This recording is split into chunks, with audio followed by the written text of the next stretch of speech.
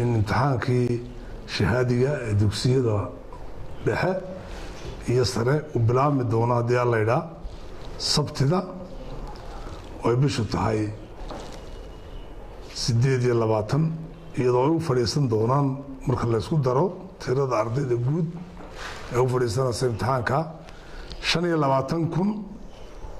45,046 arday bay noqonayaan oo isugu jira dugsi dhexe iyo dugsi sare. goobaha lagu gelayaa waxa weeyaan 190 goobood buu imtixaanka lagu gelayaa oo dugsiyada sare waa 70 goobood, dugsiyada dhexena waa 120 goobood ayaa lagu gelayaa. isku geyntuna waa 190 goobood baa lagu gelayaa. marka dugsiyada sare la eego waa imtixaankii 17aad weeyaan intii Somaliland jumhuriyadda Somaliland jirtay ee la qaado. dugsiyada dhexana waa imtixaankii 21aad ee la qaado weeyaan.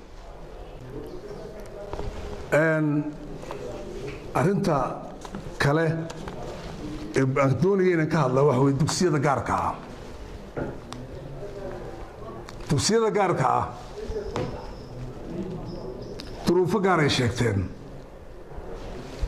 hadday duruufo gaar ay sheegteenna waxaan yidhi 10 bisha Juun ha la xidho oo imtixaanada qaada 1 ilaa 10 Juun si ay bisha Juun u qaataan qadarkii lacageed ay ka qaadan jireen waalidiinta ay bixin jireen. laakiin qaar baa ilaa Juulaay doonayay inay ka qaadaan carruurta. waalidiinta waxaanu sheegayaa lacagta dad iska bixinaysaan deydinka yaqaana, laakiin waxa bisha Juulaay lacag laynaguma laha. iskuulkii 10 Juun la xidhi waayana ee la fasixi waayana waajibaadkiisa sharci ayaa la marinayaa. waxaana la isweydiin doonaa inuu sii furnaan doono iyo in lagala noqon doono ruqsadan wasaaraddu kala noqoto. awaamiirta waxbarashada haddayna ku shaqaynayn iyo siyaasadda waxbarashada oo danta mujtamaca ka turjumaysa haddayna ku shaqaynayn si fudud baa loogala noqoni sharciga. inna sharciga kama weyna sharciyad bay ku furan yihiin, sharciyadda ha dhowraan. qaar baa isku soo darana iminka bisha Juun iyo tii kale isku soo dara. xaq maaha, xaq iyo xeer midna maaha. bisha Juun ay ka qaateen ku soomaan macallimiintu, dee Juulayna waxay shaqaysanayeen kaydka waayda cunaan. laakiin waalidka yaan la dhibin waalidiinta oo laga doonin kolka horeba lacag saayidaa jirta oo laga qaadayo. waa laga tashan doonaa.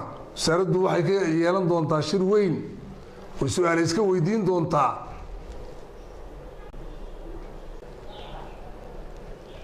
wax lacag oo waalidiinta la weydiin kara ma jirto. waalidka lacagtaas soo bixiyaa wuxuu ka qayb qaatay musuqmaasuq. ardaygii bixiyaana waa dambiile weeyaan, ka weydiiyana waa dambiile, dugsiga weydiiyana waa dambiile. waxaan si gaar ah ugu mahadnaqnaa wasaaradda maaliyadda, wasiir Samsom Cabdi Aadan oo 3 maalmood ugu dambeysay si weyn xil iskaga saartay sidii kharashkaas imtixaanaadka loo heli lahaa ee aan imtixaanaadkii ani dib u dhac ugu yimaadeen. oo wasaaraddeeda xisaabiye guud tahay auditorskayga tahay inta alla shaqaysa wasaaradda maaliyaddaba way noo abaabushay, way noo diyaarisay. shalayna waxaa suurto gashay in wixii loo baahnaa oo dhan la helo. wasaaradda madaxtooyaduna way nagala shaqaysay. madaxweynuhuna amar buu ku bixiyey in si degdega wixii kharashaada ee la xidhiidha imtixaanaadka loo fududeeyo. aad iyo aad baan ugu mahadnaqaynaa wasaaradda maaliyadda ee hogaaminaysa Marwe Samsom. waxaan inoo rajaynayaa dhammaanteenba guul. ardayda waxaan u rajaynayaa guul. macallimiinta iyo ragga hogaaminayay imtixaanaadka qaadayna waxaan u rajaynayaa guul. waxaan aad u rajaynayaa in Ilaahay ka baryaynaa in si nabadgelyo ah goob kasta uu ku gaadho, si nabadgelyo ana xarunta ugu soo noqdo.